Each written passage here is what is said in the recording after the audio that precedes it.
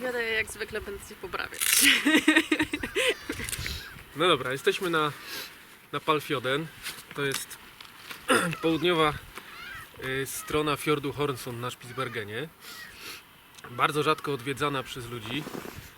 Praktycznie poza tą chatą, którą tu widzimy za naszymi plecami, są jeszcze dwie. Jedna to już jest ruina, druga właściwie też jest ruiną dalej na południe. A poza tym jest tak maleńka, że tam może wejdzie Tak, z no dwie wiemy, że, osoby, może wejdą? tak, no, wiemy, że była w 2009 chyba czy 2008 wykorzystywana. W każdym razie, wracając do tematu, nie ma tutaj właściwie ludzi. Tu sporadycznie przyjeżdżają naukowcy co kilka lat. Wycieczki raczej tutaj nie lądują na tym skrawku wybrzeża.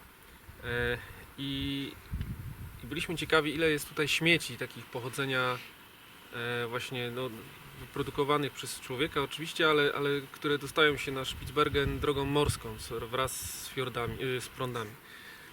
I ten pomysł zgłosiliśmy do organizacji Svalbard Environmental Protection Fund, która mieści się na Svalbardzie, i otrzymaliśmy pieniądze właśnie na to, żeby te plaże posprzątać.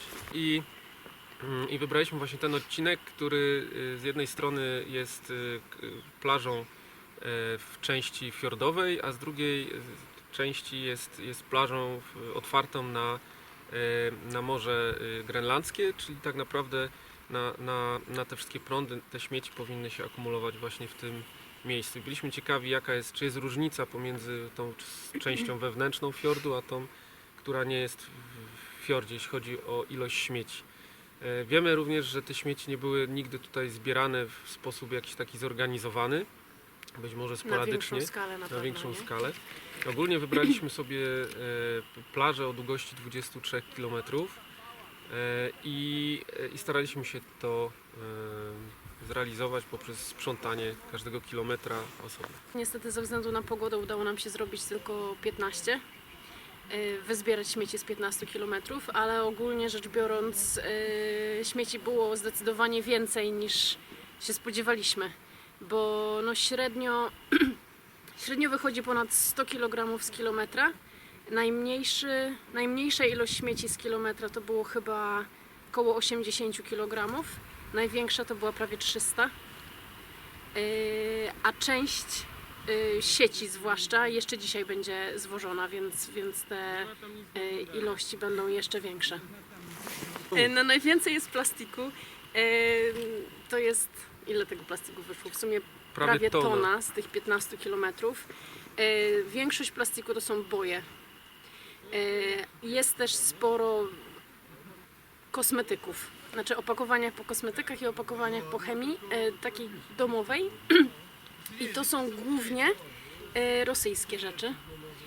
Jest też mnóstwo sieci, lin i tego typu spraw też związanych z rybołówstwem głównie.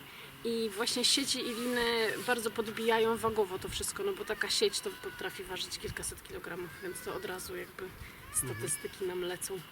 Metalu było bardzo mało. Pomijając bojki, których cała kupa leży. No tak, tam. no to jest takie stare bojki aluminiowe. Ogólnie metalu było mało, chociaż znaleźliśmy bardzo dziwny zbiornik. Znaleźliśmy sporo dziwnych rzeczy ogólnie rzecz tak, biorąc. został na plaży, bo to jest długości prawie 3 metrów, średnicy około 30 cm, może 50 no i wygląda dziwnie, więc to akurat zgłosimy do gubernatora. Znaleźliśmy również jakąś część, nie wiem, termometru, w każdym razie z rtęcią. Z rtęcią. Ten projekt w tym roku dobiega końca. Jesteśmy teraz na etapie przewożenia tych zebranych śmieci na drugą stronę do Polskiej Stacji Polarnej w Hornsundzie, skąd w sierpniu zostaną zabrane do Longyearbyen, na wysypisko, właściwie do segregacji śmieci. I tam już jest wszystko ustalone, bo na Svalbardzie wygląda to, jest to bardzo fajnie zorganizowane, bo za utylizację śmieci morskich płaci właśnie Svalbard Environmental Protection Fund, więc osoby zbierające nie ponoszą żadnych kosztów związanych z utylizacją. No i co? No a za rok planujemy przyjechać tutaj z powrotem. Dokończymy te zbieranie śmieci z tych kilometrów, których nam się nie udało w tym roku, i sprawdzimy na tych wyczyszczonych plażach, ile znowu naniosło morze śmieci, żeby stwierdzić, jakie jest tempo akumulacji śmieci na plażach Svalbardu w tej części Spitsbergenu właściwie. Ale też wydaje nam się, że, znaczy mi przynajmniej wydaje się, że te śmieci, które znajdziemy w przyszłym roku będą o tyle ciekawe, że no one będą takie świeże.